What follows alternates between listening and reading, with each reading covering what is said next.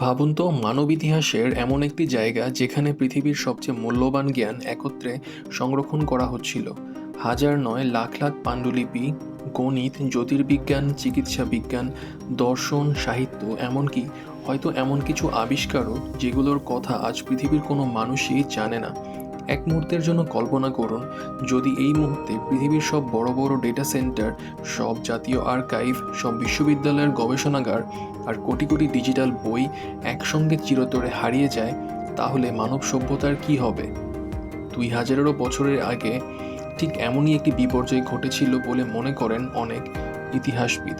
পৃথিবীর সবচেয়ে বিখ্যাত জ্ঞান ভাণ্ডার, দ্য লাইব্রেরি অফ আলেকজান্দ্রিয়া, একদিন ইতিহাস থেকে হারিয়ে যায়।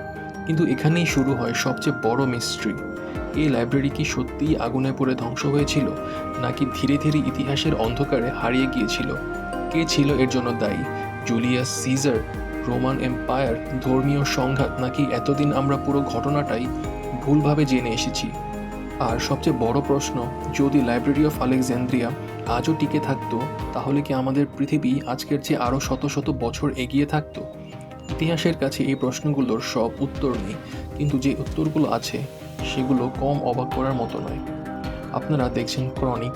আজ আমরা জানব পৃথিবীর ইতিহাসের সবচেয়ে বিখ্যাত এবং সবচেয়ে রহস্যময় লাইব্রেরির পুরো গল্প, কিভাবে এর জন্ম হয়েছিল, কেন এটিকে মানব সভ্যতার সবচেয়ে মূল্যবান জ্ঞান ভাণ্ডার বলা হয়, আর কেন এর ধ্বংস নিয়ে আজও হিস্টোরিয়ানসদের মধ্যে বিতর্ক থামেনি।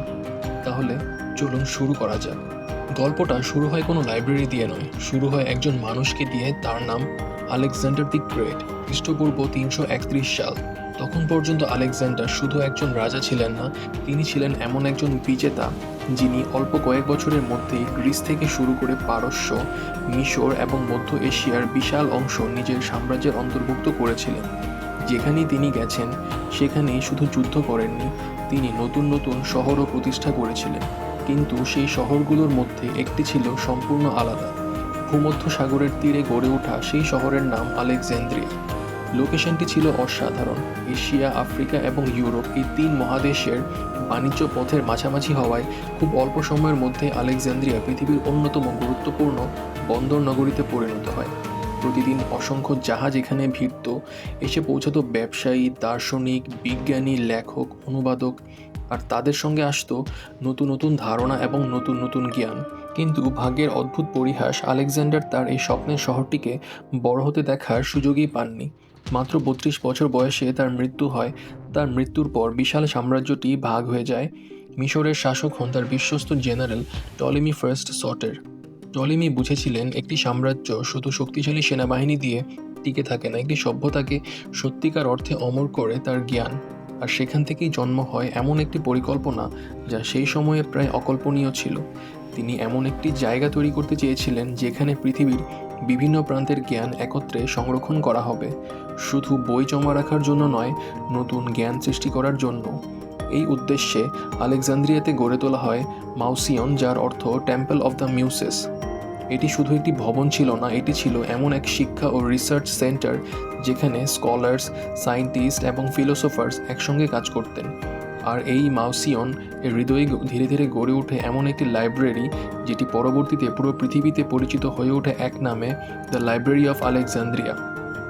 কিন্তু তখনও কেউ বুঝতে পারেনি তারা শুধু একটি লাইব্রেরি তৈরি করছে না, তারা এমন একটি স্বপ্ন তৈরি করছে যেটি 1000 বছর পরও মানব সভ্যতার সবচেয়ে বড় হারিয়ে যাওয়া রহস্যগুলোর মধ্যে একটি হয়ে থাকবে। একটি প্রশ্ন, কি এমন ছিল এই লাইব্রেরিতে যার জন্য আজও মানুষের কথা বলে? শুধু অনেক বই ছিল বলেই? না, আসল ব্যাপারটা ছিল তার চেয়েও আরও অনেক বড়।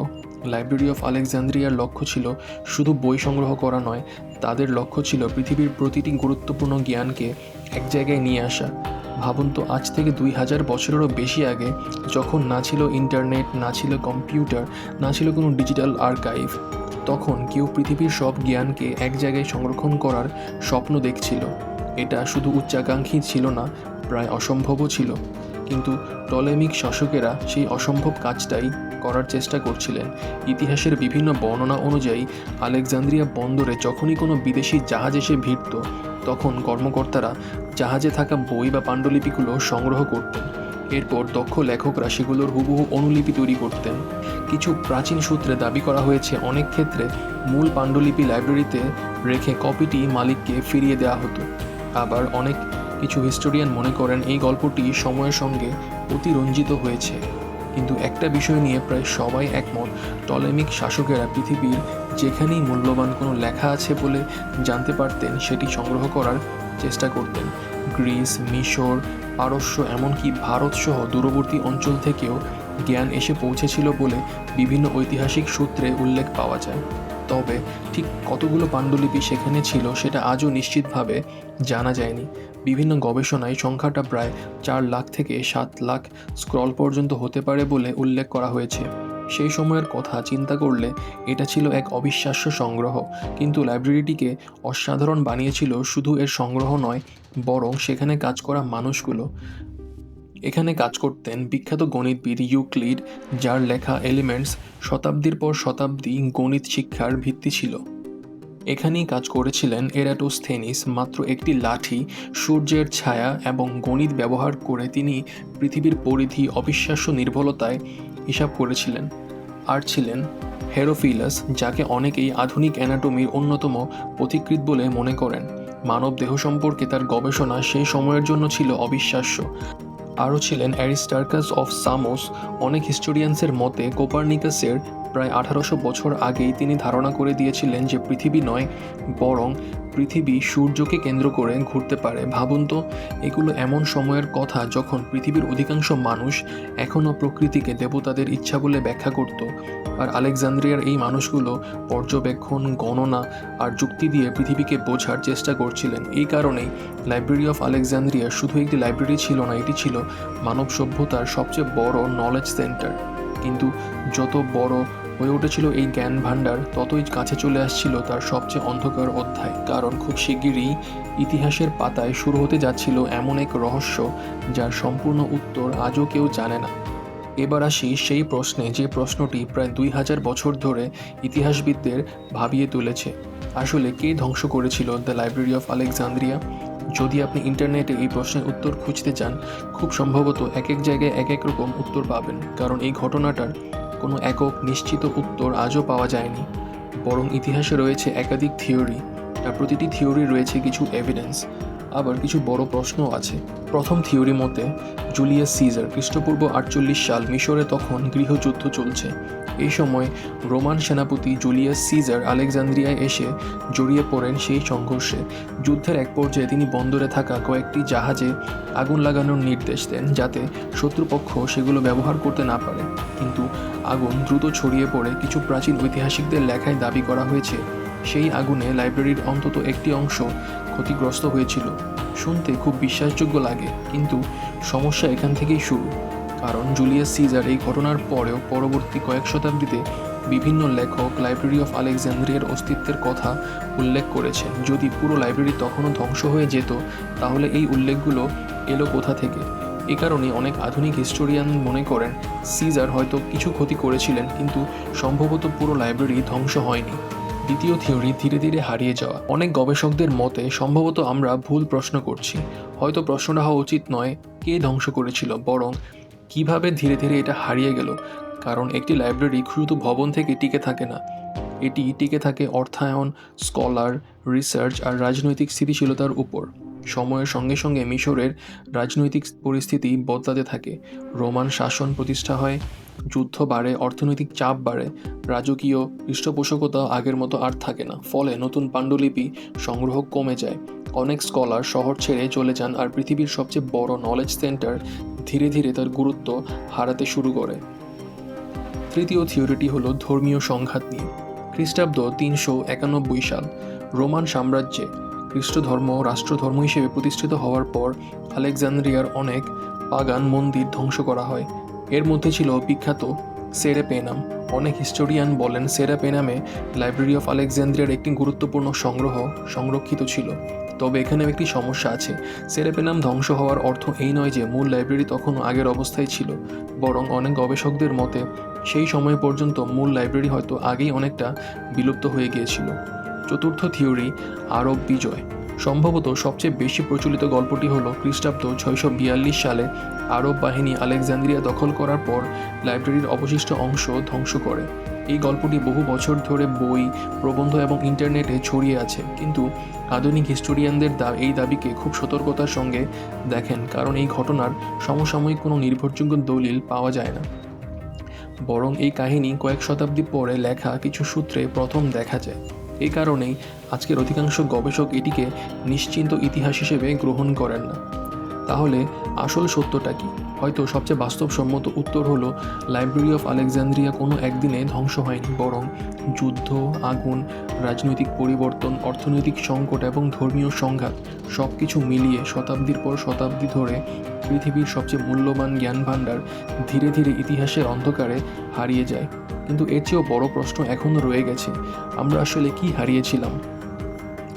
লাইব্রেরি অফ আলেকজান্দ্রিয়ার কথা উঠলেই অনেকেই একটা প্রশ্ন করেন, আসলে কি কি বই হারিয়েছিল? সত্যি কথা বলতে এর সঠিক উত্তর আজও কারো জানা নেই, কারণ যেসব পাণ্ডুলিপি হারিয়ে গেছে তাদের অনেকগুলোর তালিকাও ইতিহাস সংরক্ষণ করে রাখতে পারেনি। আর এটাই হয়তো পুরো ঘটনাটার সবচেয়ে বেদনাদায়ক ছিল। আমরা শুধু বই হারাইনি, আমরা হারিয়েছি সেই বইগুলোর স্মৃতিও। হয়তো সেখানে এমন কোনো দার্শনিকের লেখা ছিল যার নাম আজ পৃথিবীর কেউ জানে না। হয়তো এমন কোনো বিজ্ঞানীর গবেষণা ছিল যিনি তার সময়ের বহু বছর এগিয়েছিলেন। হয়তো এমন কোনো ইতিহাস ছিল যেটা আজকের পৃথিবীকে সম্পূর্ণ ভিন্নভাবে ব্যাখ্যা করত, কিন্তু আমরা কখনো নিশ্চিতভাবে জানতে পারবো না। আর ইতিহাসে এমন অনিশ্চয়তাই সবচেয়ে কষ্টের। তবে এখানে আরেকটি বিষয় মনে রাখা জরুরি, অনেকেই মনে করেন লাইব্রেরি অফ আলেকজান্দ্রিয়া ধ্বংস হওয়ার সঙ্গে সঙ্গেই প্রাচীন বিশ্বের সব জ্ঞান হারিয়ে গিয়েছিল, কিন্তু বিষয়টি পুরোপুরি সঠিক নয়। সৌভাগ্যবশত অনেক গুরুত্বপূর্ণ লেখা আগে থেকেই বিভিন্ন শহরে অনুলিপি আকারে ছড়িয়ে পড়েছিল।